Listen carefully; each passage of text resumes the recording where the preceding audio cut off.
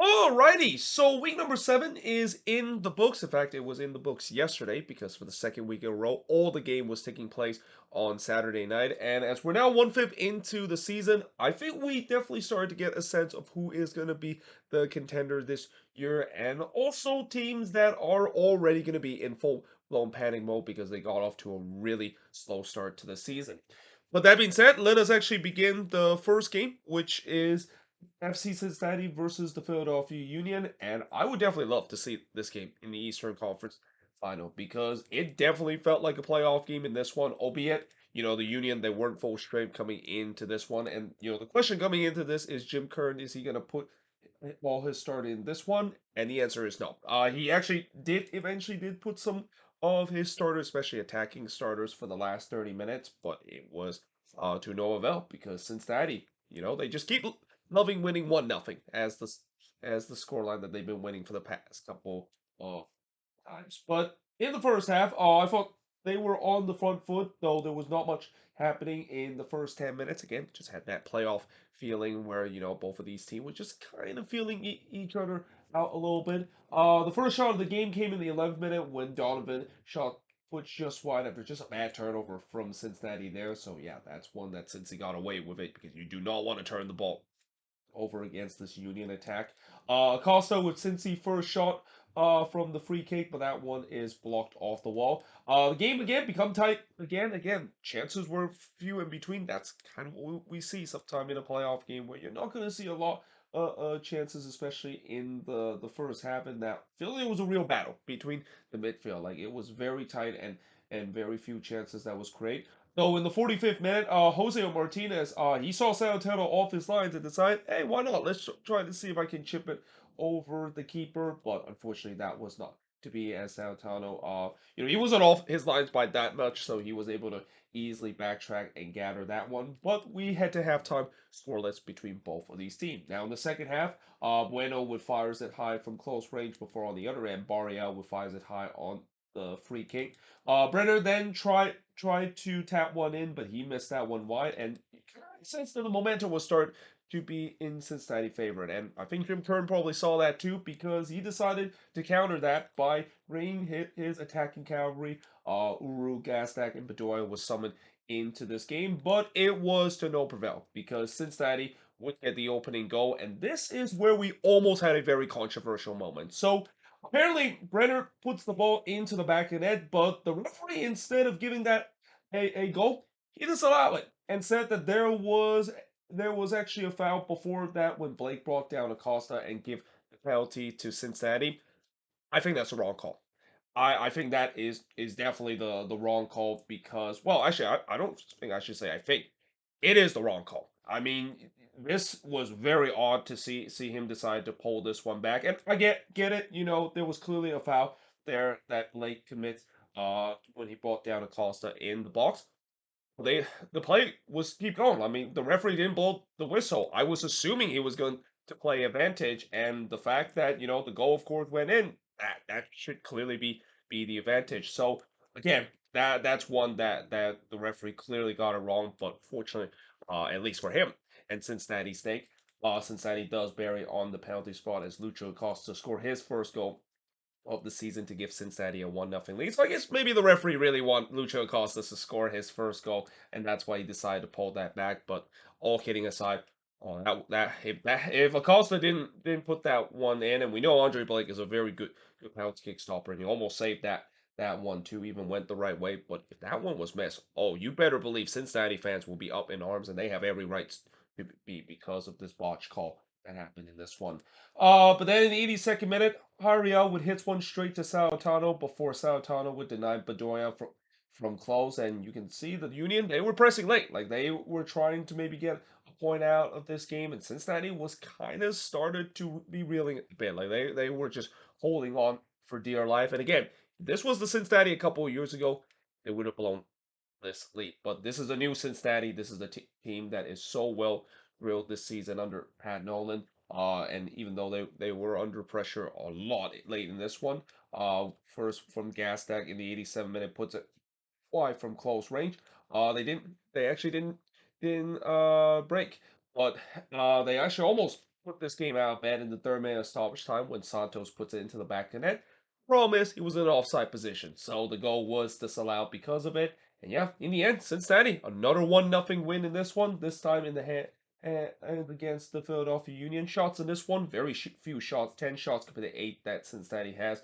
4 shots on goal for the 2 that Cincinnati has. Both team had 4 shots that was off target. Both team had 2 shots that was blocked. And possession-wise, Cincinnati had the better of the possession. 64% possession compared to 36% possession that the Union has in this game. And again, despite the fact that Cincinnati is definitely not clicking on the attack, they still win, and they keep winning because of the fact that that defense is really solidified itself to be one if not the best defense so far this season. But for the Philadelphia Union, again, I can understand what Jim Kern was tried to do here, and that again, I know these resources are just kind of part of the Union trying to solely focus their CCL game against Atlas, but I think there maybe is a little bit concerned the fact that the Union are dropping way too many points, and that we've seen this before when CCL team won or when MLS team in CCL are trying to go deep into this tournament, and they punt a lot of these games and drop a lot of these early season games,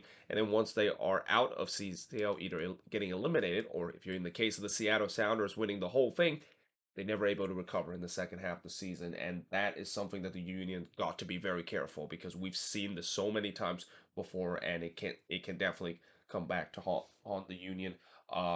Despite dropping these points, that doesn't seem like it's very meaningful. Probably will be if they are going to be very exhausted by the time when we get to the second half of the season, because of the mental fatigueness that they could be dealing going deep into the CONCACAF Champions League. But that being said, moving on in the next match, we got DC versus Columbus, and Columbus finally got a road win. I mean, this is something that I think Crew fans has been waiting to see, where it's great that they are able to absolutely beat up their opponent at home. But what about the road form? The road form has been a problem for this team for the past couple of years, and in this game, in a game where you kind of had a sense that, I don't want to say the word must win, but kind of a game that they had to win to prove themselves that, yeah, they are definitely a threat in the Eastern Conference, and they did exactly that. Though it didn't look like it early on. In fact, Schulte, he got away with a howler here. Like, he came off his lines to try to get to that one, didn't get it, got completely caught in no man's land, and Funtas was able to capitalize that. But thankfully, his defender, Will Sand, just bailed him out here. Clear that one off the line. But that was really the first big opportunity of the game, at least for the first 25 minutes, because there wasn't really much chances from either of these teams. Though the 33rd minute, Schulte kind of made up for almost his blunder by robbing Benteke as he go full stretch there, and was able to just did enough to save that one off the line. Like, that one was Trigo toward in the back of net, or at least Trigo across the line there, and Schulte just got enough to push that one away. But then in the 35th minute, the penalty was given to Columbus as VAR deemed that Canals basically fouled Matan in the box. It's the right call, because you can clearly see Canals take Matan there in the box. So yeah, the penalty was given. Zarian steps up to take the penalty, and Lucas Zarian don't miss, and he didn't miss here either, as he scored to make it 1-0 in favor of Columbus. And then Schulte would deny Funtas from 22 yards out, as I thought DC was starting to press to get themselves an equalizer in this game, but we do head to halftime with Columbus leading 1-0. And it wouldn't take long before they lead 2-0 in this game in the second half, as just 1.5 minutes into the second half, Christian Ramirez would score from Farsi and Sands to make it 2-0 in favor of Columbus. Always love to see Christian Ramirez, former Loons player and former Superman, scoring a goal, even though he's not part of Minnesota United anymore. But yeah, this was just bad defending from DC. Like, it seems like they were still in the locker room. They were very slow to react in terms of defending this attack that Columbus had, and they paid the price for it and find themselves 2-0 down. Now, Benteke did look to get one back, but he hits the side netting. I think this was a very Christian Benteke kind of game. I mean, I think throughout Benteke's career, he could have been a very great goal scorer in his career. But the problem with Benteke is that he's always a guy where there's times where he's been able to finish chances, but then he also missed a lot of chances. And in this game, he definitely missed a lot of chances, and could have had at least one or even two goals in this one. The same goes for Taxi Funtas. He shook the post as he was trying to kind of do a little bit of a cross shot there. You know, Taxi Funtas, another guy that probably should have scored a goal in this one because I thought he had a good game, but just could not find the back of the net. There was no doubt DC was pressing to try to this time get themselves one back, but in the 74th minute, Miller did deny Morris on a free header as Columbus almost made it 3-0. Benteke then hits it wide from long range before he hits the top of the post on a looping header there. It was kind of all hands on deck for Columbus because DC was throwing the kitchen sink to try to make this game interesting, trying to set up a grandstand finish. Schulte would then deny Benteke from close range, and yeah, in the end, Columbus, they hold on to win 2-0 in this one. First road win of the season. Shots in this one, 14 shots compared to 13 that Columbus had. Both team had 5 shots on goal, 6 shots off target for the 3 that Columbus had, 5 shots that was blocked for the 3 that DC had, and possession-wise, 56% possession compared to the 44% possession that DC has in this game. And like I said, great win on the road for Columbus, but for DC, very frustrating game. Again, I don't think they play bad in this one, but the finishing was just not there in this game for them.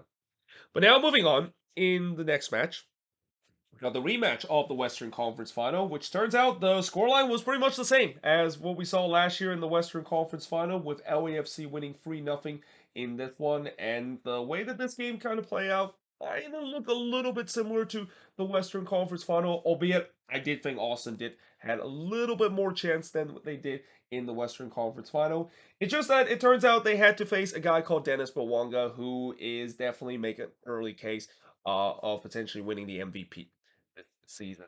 But in the first half, and I talked about Austin having a chance. They actually had a big opportunity in the 5th minute. If it wasn't for the post getting in the way of Coleman's shot, like he absolutely rifled that one, and it struck the post there. But again, it was a promising start for Austin in the first 10 minutes. It wouldn't last because in the 11th minute, Stuver would deny Buke from close, but the ball was recycled and it falls right into the feet of Bawanga, but Stuver denied him there in the back post. And LAFC was really starting to take complete control of this game. But to Boston credit, at least they limited those chances, and that LAFC didn't really had too much chances despite being dominant in the game. Well, if you have a guy like Dennis Bawanga, you don't really need to have a lot of chances because really on the next chance that LAFC had, Bawanga would score as he scored here in the 40th minute unassisted. It was a great long range shot here to make it 1-0 in favor of LAFC. Urruti did try to respond for Austin, but he hits it right to Jakovic,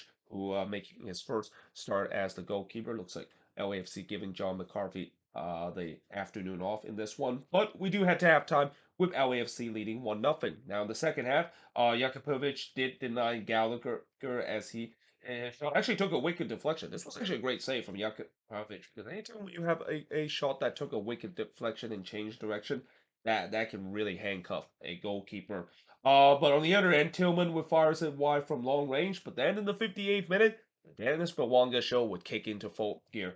As he scored here in the 58th minute to make it 2-0 in favor of LAFC. You can argue that definitely is going to be in contention for goal of the week because he absolutely hit this one on a rope. I mean, it was a thunderous volley. This is kind of a strike that just tells you a guy that is in form right now because I mean for I don't know what else to say other than the fact that Dennis Mwanga is definitely feeling it. And he's feeling it when he would score again in the 68th minute to complete his hat trick as he scored here from Palencia and Vela. And this was not an easy finish to finish his hat trick because he actually had to hit this one for the near post, and the fact that he's able to score from that tight angle again just shows you the fact that he is just a man in form. He's playing out of his mind right now, and I even wrote that might be one of the best hat trick we've seen in not just this season, probably in MLS history because the long range effort. From the volley goal that he scored in the second one, and then the tight angle volley shot that he scored in the third. I mean, it was just incredible to see. I think even Jake Zivin mentioned the fact that he everything Bawanga touch turns into goal, and it sure like that is the case. I mean, he's unstoppable. Well, right now, and that if he can continue this goal scoring pace, I mean, yeah, there definitely is conversation that he not only could win the Golden Boot, but also potentially win the MVP. Although, again, Jordan Morris would like to have word with that because I think Morris still leads the Golden Boot race, and also Thiago Amada would like to have a word with that because Amada has also had a good season so far for Atlanta United.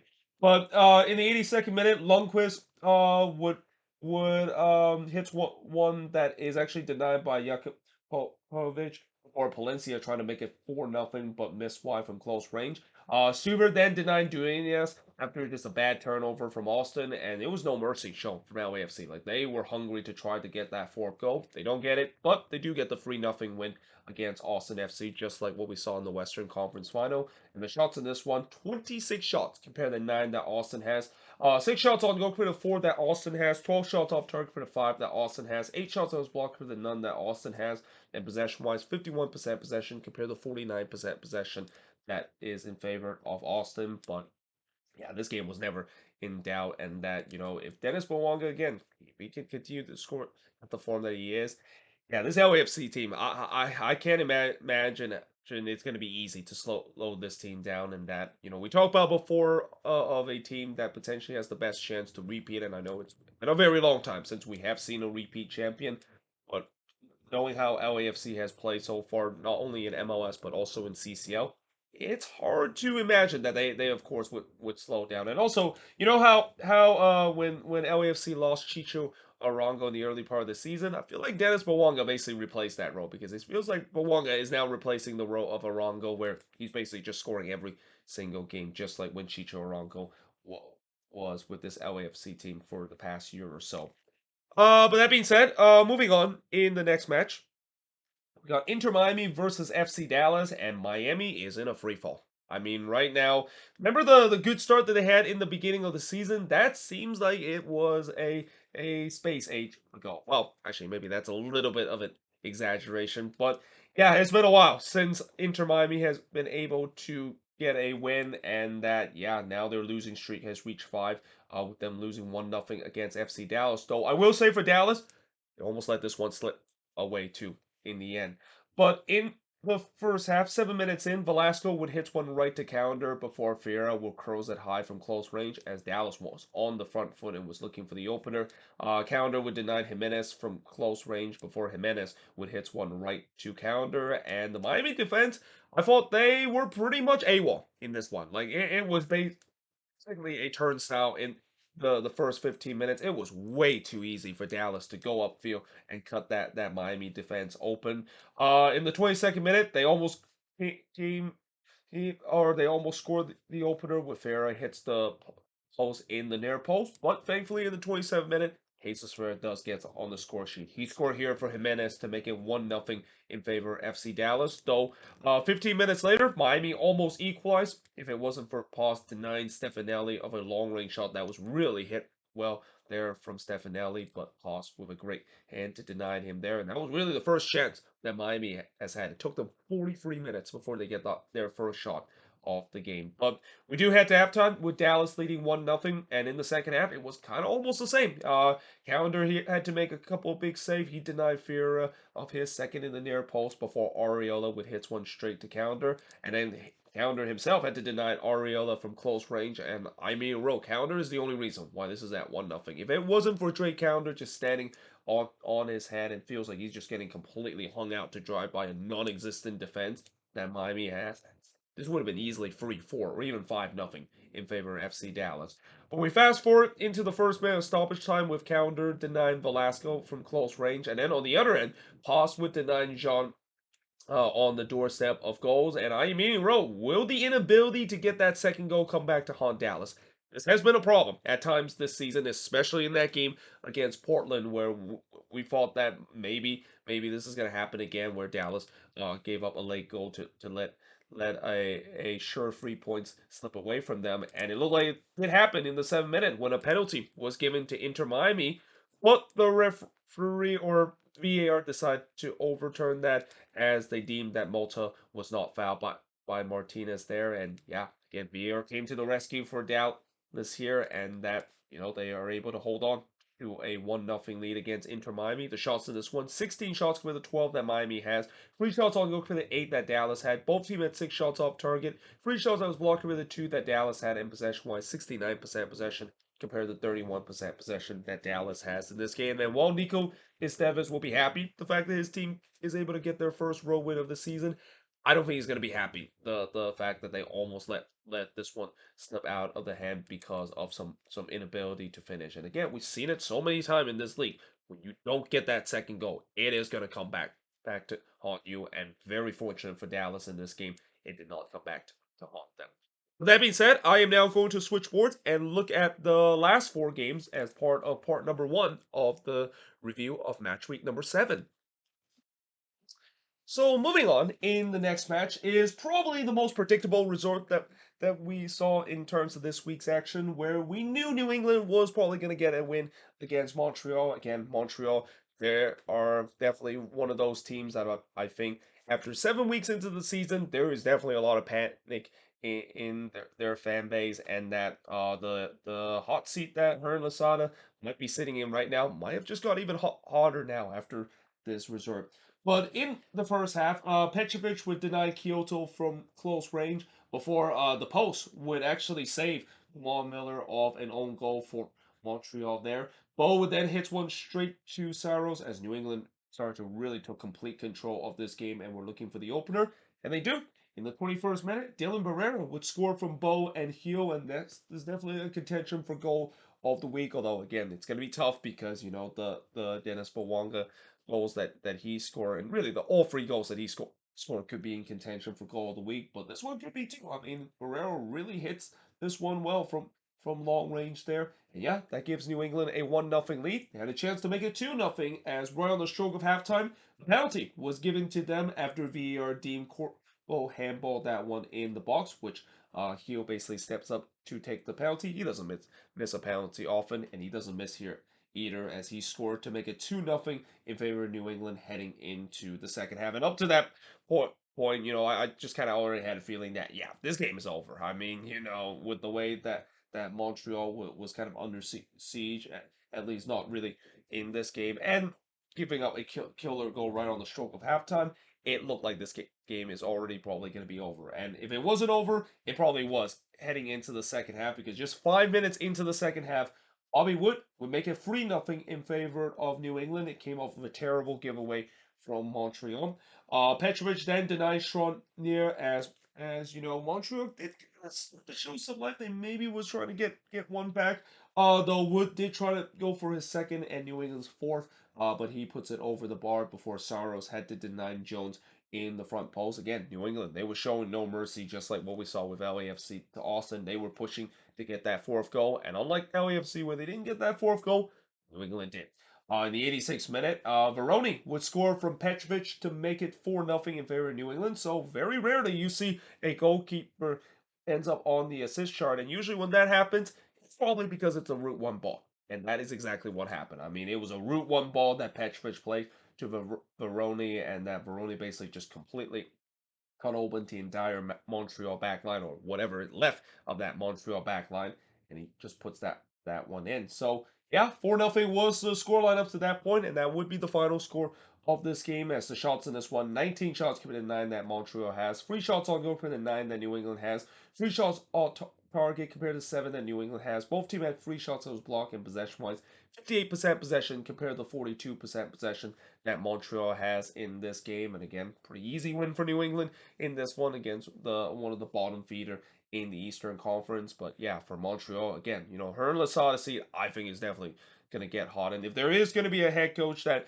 I might make a video of who potentially could be the first head coach to let go this season.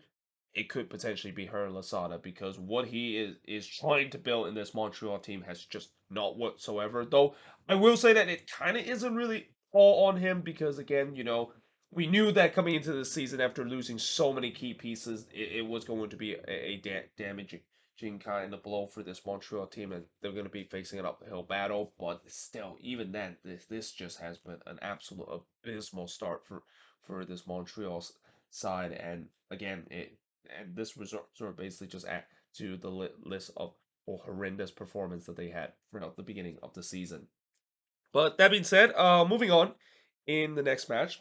So obviously, I know the big story point coming out of this game between the Red Bulls and the San Jose Earthquakes is definitely what happened in the second half. And we'll definitely talk about what happened in the second half. And it sucks the fact that we have to talk about it once again, just like what we saw last season too, in a similar incident that we saw in that game between DC and Inter Miami. But I will say that when you look at how this game would play out, yeah, this was another game for the Quakes where they should have had all 3 points on the road, and they let this one slip away in stoppage time, and what actually turns out to be probably the longest stoppage time I've ever seen, not only in MLS, but just watching soccer in general. But early on in the first half, Burke would heads it wide from close range before Van Zier would heads it wide from close too, as I thought the Red Bulls were on the front foot and they were looking to try to get the opening goal. Nealis would heads it right to Mark Sinkowski, and I thought the Quakes were having a lot of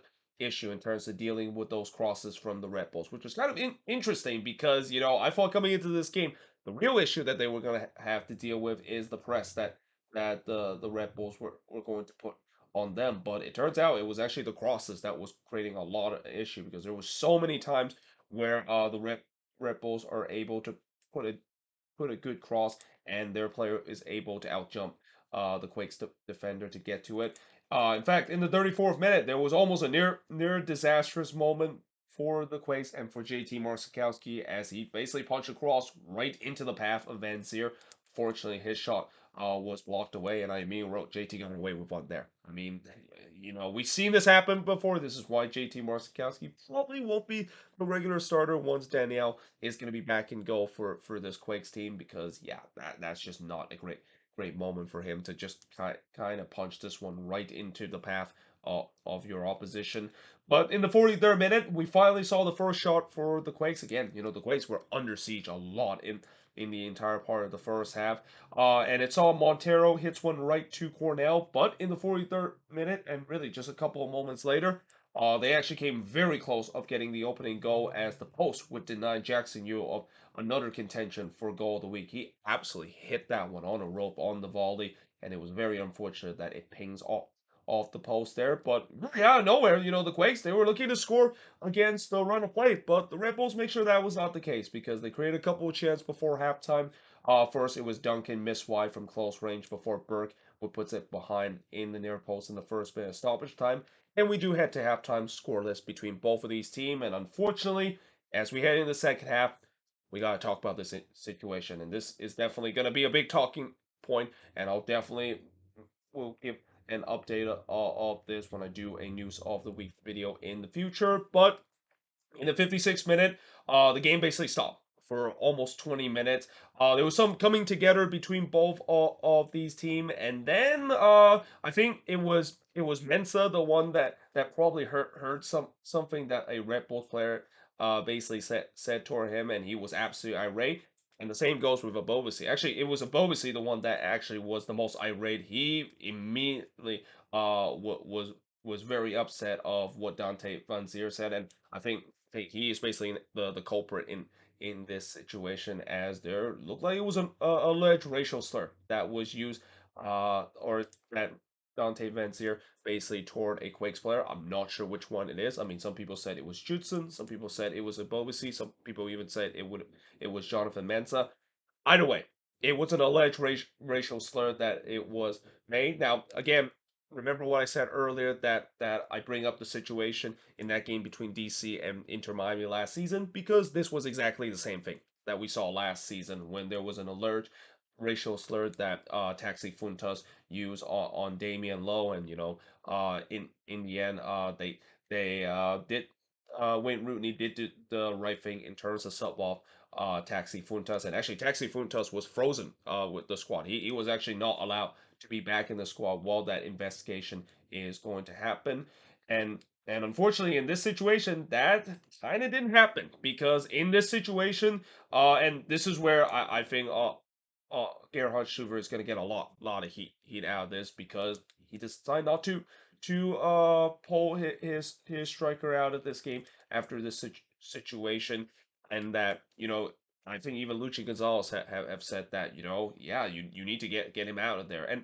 And again, I know it was an alleged racial slur, and there again, I think at the end they said there was no evidence that was proven that racial slur were used. Though again, I think they're gonna once again do a full investigation even after this game to see what is happening. But yeah, just judging by the reaction of the player and even some of the reaction from the Red Bulls players, this does not look good for Dante Benzier. And I think, at the end of the day, the Red Bulls, they did release a statement, and even their supporter group released a even stronger statement about that they are having a zero tolerance in terms of the of dealing with racism uh in this game and really at any time. But again, I feel like for the Red Bulls, they sh- and really for Garrett Stewart, he should have subbed Vanzier off. I mean, Vanzier did eventually get subbed off, but it was later in the game because again, this does create a dangerous not only to the opposition with the way that maybe there might be some retaliation that could create and that could get ugly, but also within your own teammate too, because I'm pretty sure uh again, those Red Bulls players, they themselves were kind of shocked of what Van Zier have said. And while some, of course, did eventually kind of push him away to not escalate later, I definitely saw that there was some Red Bulls player that there was some shocked faces. I mean, one of them, I think, was Frankie Amaya. I definitely saw he had a really shocked face and could not believe what Van Zier basically said. And again, the league is gonna investigate, and this might be a similar situation to what we saw with Taxi Funtas last year. But again, just not a great moment to see. We never like to see this kind of play. And what's even sucks about it is that unlike last time, where I think that it was only like a couple of minutes delay, there was 20 minutes of delay in this. And I get that they trying to maybe prevail cooler heads in that situation. But honestly, I feel like the easy solution for that is what I said, going back to what I said about the fact that Stewart should just pull Dante Vincier. Because if he pull him out of that situation, I don't think we would have had to deal with the mess. And again, 20 minutes, that feels even if that is a time to trying to prevail heads, I mean, that feels like a very long time. And that this is why for the rest of the game I was wondering, well, get ready for a lot of stoppage time in this one. But that being said, the game did restart in the 74th minute, and just 6 minutes later, the Quakes would get the opening goal as Espinoza would score from Grezzo to give the Quakes a 1-0 lead. What a ball this was from Carlos Grezzo. And for a guy that are doing the dirty work, I didn't think Grezzo would have it in him in terms of hitting a beautiful ball right to the path of Espinoza. And we know Christian Espinoza has been a man in form for this Quakes team, and it's no surprise he buried that one away. So just 8 minutes later, Ibobasi would look to make it 2-0, but he was denied by Cornell there. And as we get closer into stoppage time, this is where I kind of started to get eager. How many minutes we're going to get in terms of stoppage time? Turns out it was 21 minutes of stoppage time, and rightfully so, because again, we had majority of the stoppage, of course, was that unfortunate situation that we had in the second half. So we knew there was going to be a big number, and I knew that, yeah, the Quakes, they better not decided to just sit back and hold on to this 1-0 lead. They didn't listen to me because in the second minute of stoppage time, Castors Jr. would hit one right to Marcinkowski before Marcinkowski had to make a big save to deny Duncan from close range as the Red Bulls were piling the pressure. They were pushing to get this equalizer in this marathon of stoppage time.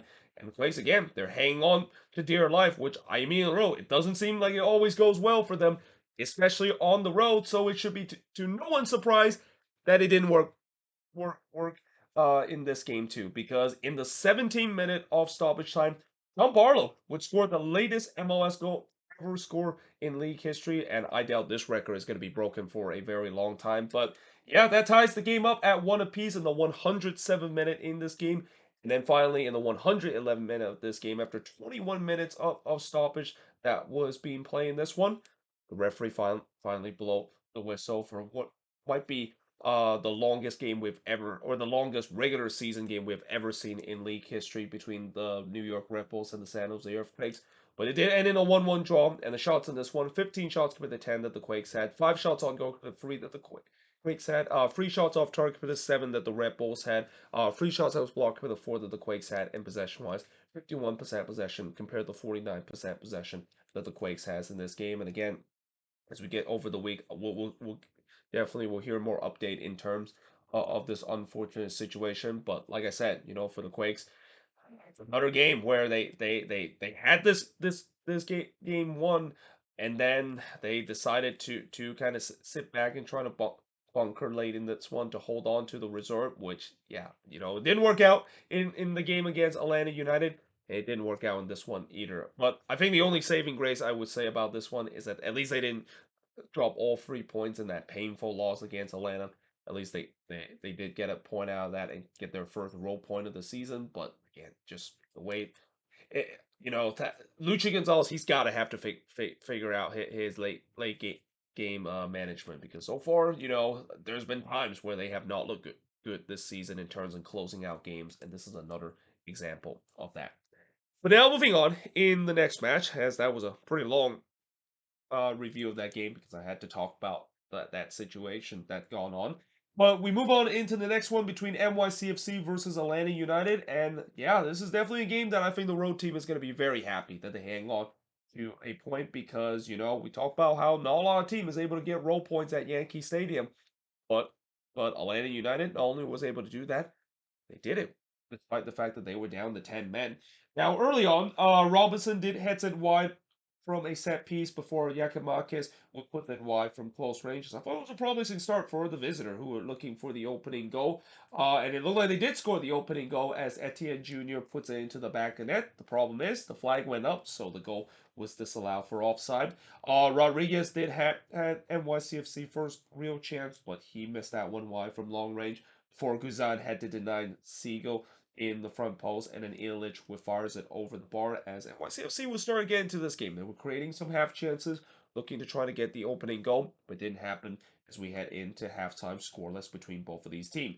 Now, in the second half, Raza, he absolutely robbed Amon Sejdic there. I mean, Sejdic on a point blank effort, almost like he was trying to redirect back toward goal there, and somehow, in some way, Barraza with some cat-like reflexes was able to keep that one out from 10 yards out. But then in the 62nd minute, this was when things kind of looked like it was going to be bad for Atlanta United, when Miguel Ibarra would show a red card, and originally he was given a yellow card there, but they did go to VAR to see whether or not if Ibarra did put a studs up challenge on James Sands, and he did. I mean, it was just an ugly challenge there, and definitely worthy of a red card there. So yeah, Atlanta was down to 10 men, and it looked like, well, this is where NYCFC is gonna really take advantage of that and just roll in this game, right? Well, no, it didn't, because Atlanta, again, they show a lot of fight in this one. Barraza would then deny Amada in the front post, but then just a couple of seconds later, they would take the lead. It's Giacomakis. He scored here from Amada to make it 1-0 in favor of Atlanta, though unfortunately that lead did not last long. In fact, it only lasted a minute and a half, because quickly on the other end, Pereira would score from Illich to tie the game up at one apiece, though Araujo did try to retake the lead for Atlanta, but he puts it high in the 75th minute. And really, as the time kind of winds down, it just looked like NYCFC was pushing for that lead again. Knowing the fact that they have a advantage, and that they should take advantage of it, and especially win a game at Yankee Stadium, which is a place that they always tends to win. They were pushing to try to get the lead, and Atlanta were looking like they were holding on in this one, trying to escape Yankee Stadium with a point, and they almost did, because there was a huge scramble in the box in the 10th minute of stoppage time, but thankfully, Sosa was able to clear that one off the line there. And yeah, that was pretty much it, as Atlanta, they survive and get a 1-1 draw out of this one. Shots in this one: 14 shots committed, 9 that Atlanta has, 4 shots on goal for the 3 that Atlanta has, 6 shots off target for the 4 that Atlanta has, 4 shots that was blocked for the 2 that Atlanta has. Possession wise, 51% possession compared to 49% possession that Atlanta United has in this game. And again, overall, Atlanta will definitely be the more happier side, considered it was definitely a hard fought point in this one. And that, even though there were times where they could have had a chance to win this game, especially they looked pretty good, at least for part of the first half. I think Gonzalo Pineda will be very happy of seeing his team show a lot of determination to still hold on to a point despite going down to 10 men. But for NYCFC, very frustrating result. I mean, anytime when you're up a man and you're playing at home, especially at the place that they're playing, you expect them to get all 3 points, and they don't do that in this game. But moving on into the last game of this review, as part of the first part, where I look at the first 8 games of match week number 7, is probably the surprising result of the week, where the Chicago Fire took down the undefeated Minnesota United in this one with a 2-1 win. And I think maybe the more surprising factor in this one, at least for Chicago Fire fans, in blowing a 2-goal lead in this one. Now, early on, in the first half, Almeria did fires one right to Brady before Halas Salisi would heads it wide from close range. And then Kamara would heads it wide in the 15th minute. Kai Kamara would have a monster game in this one. And the same goes for Chicago. They were pressing to try to get the opening goal, and Minnesota was getting pinned deep. I mean, I thought it was not a bad start for the Loons in this one, but they started to be absorbing way too much pressure, and that Chicago was kind of starting to knock on the door ever since the 10th minute, and they do get the opening goal, as in the 24th minute, Ty Kamar would score against his former team. I mean, that's something that it feels like I could say every week about Kai Kamara, because he's pretty much the ultimate journeyman of MLS, and probably the greatest ultimate journeyman that we've ever seen in league history. But he scored here to give Chicago a 1-0 lead. Now, originally, the goal was disallowed for offside. It was kind of weird because I don't know where the offside goal was from, because I'm sure that one of the Minnesota players did keep Kamara onside near the byline, and in the end they did go to VAR and they rightfully correct that one. I mean, even when I see on the replay, I couldn't tell. Like, that doesn't look like it's offside whatsoever. But they rightly overruled that, and that, yeah, Chicago were leading 1-0 in that one, or 1-0 in this one. In the 27th minute, Jimenez tried to make it 2-0, but he missed high from outside the box before led with a lovely back heel that is denied by Brady in the 32nd minute, and then Trapp would hits one right to Brady. As I thought it was a good response from the Loons. I mean, going down early in this one, but the question is, can they show their clinical finishing, which has been kind of their straight in this one. I mean, so far this season, we know this team is not going to get a lot of chances, but they've been able to make the most out of it, especially when they are on the road. But unfortunately, that didn't turns out to be the case in this game. In fact, they went 2-0 down in the 36th minute, and it's that man again, Kai Kamara, this time scoring from circuit to make it 2-0 in favor of Chicago. It was not great defending from the Loons. I mean, Saka was allowed way too much space there on the wing there. I mean, he puts a perfect cross, and then Kai Kamara again. We know he's good in the air, and he's shown why that is the case, as he scored here to make it 2-0 in favor of the Chicago Fire, and that of course is the scoreline heading into the second half. And now the only question is, can the Chicago Fire hold on to a 2-0 lead? I mean, it's again, judging by how this season has gone, and also in previous season, that's always been kind of the biggest nemesis for the Chicago Fire, alongside with them trying to not make boneheaded plays whenever they're playing on the road. But in the 47th minute, Jimenez would fires it high from long range before Gutierrez would put it just wide from long range. And again, it was a great start for the Fire coming out of the break. Not so much for Minnesota. I mean, they came out of the half flat, just like what we saw in parts of the first half. But they did get a goal back in the 57th minute, and it was kind of a gift, because Kervin Arriaga basically hits this one on the free kick. And yeah, this was not a great moment for Chris Brady. And as much as I know Chris Brady has had some good moments in this one, and definitely had some good moments in this game too, making some big save, he also had this moment where he just simply dropped this ball that he easily could have gathered. And yeah, again, I will say this about Chris Brady. He's only 17 years old. He's still very young. Young goalkeepers are going to have these kind of moments, and that, if you're a Chicago Fire fan, I mean, you just kind of have to live with it. And I'm pretty sure Ezra Hendrickson will know to the fact that he would definitely know that his young goalkeeper is going to make those mistakes. But I will give Chris Brady even more credit, the fact that, again, he kind of bounced back. Like, usually we see, when we see young goalkeeper can see that kind of goal, he can easily be rattled, but he definitely wasn't for the rest of the game. But nevertheless, it did give a goal back for Minnesota. Again, this is where you're thinking, here we go again. Looks like Chicago's going to blow a 2-goal lead again. Kamara would then hits wide from close range before in the 86th minute. Brady would deny Dotson on the header, but it actually fall for two, so you right to Longwane, which is also denied by Brady there again. Can see Brady does a good job in terms of bouncing back after a bad moment that he had earlier in the second half. And again, while the game was ending, Minnesota was definitely pushing for the equalizer, and you knew I had to put this one there where I just had a feeling that everybody inside Soldier Field and even every Fire fans were saying, well, where is the shoe eventually going to drop? Where is it going to be the moment where they're going to once again blow a 2-goal lead at home?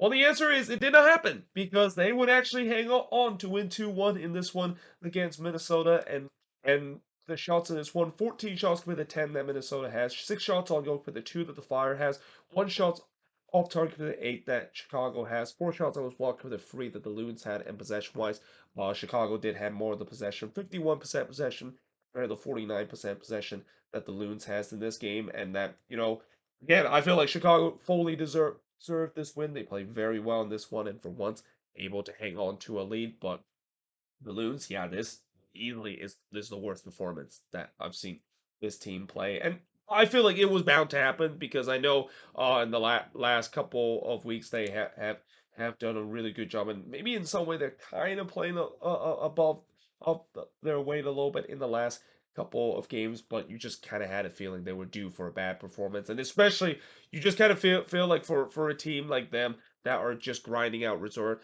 One of the things that you cannot do when you try to grind out resort is give up 2 goals in the first half, because I feel like when that happens, it looked like it was going to be doomed this team, but and that it basically shown that they weren't able to come back in this resort. But we'll see whether or not if they can bounce back heading into the next game. Again, things are not going to get any easier for this Minnesota United side, because I think in the next game, yes, they're back at home at Allianz Field, but they're playing against Orlando City, a team that desperately need 3 points, and a team that does very well on the road. And then after that, I think they have Seattle on the road, and you know how that's gonna end with the way that Seattle is playing right now. And as I'll talk about what they did in the second part of this review of match week number 7. And that being said, hope you guys enjoyed this video. If you do, make sure you guys like, smash the subscribe button. Let me know in the comments below, what do you think of these 4 games and the other 4 games I mentioned earlier on the other board. But until then, hope you guys enjoyed this video. If you make sure you guys like, smash the subscribe button. And yeah,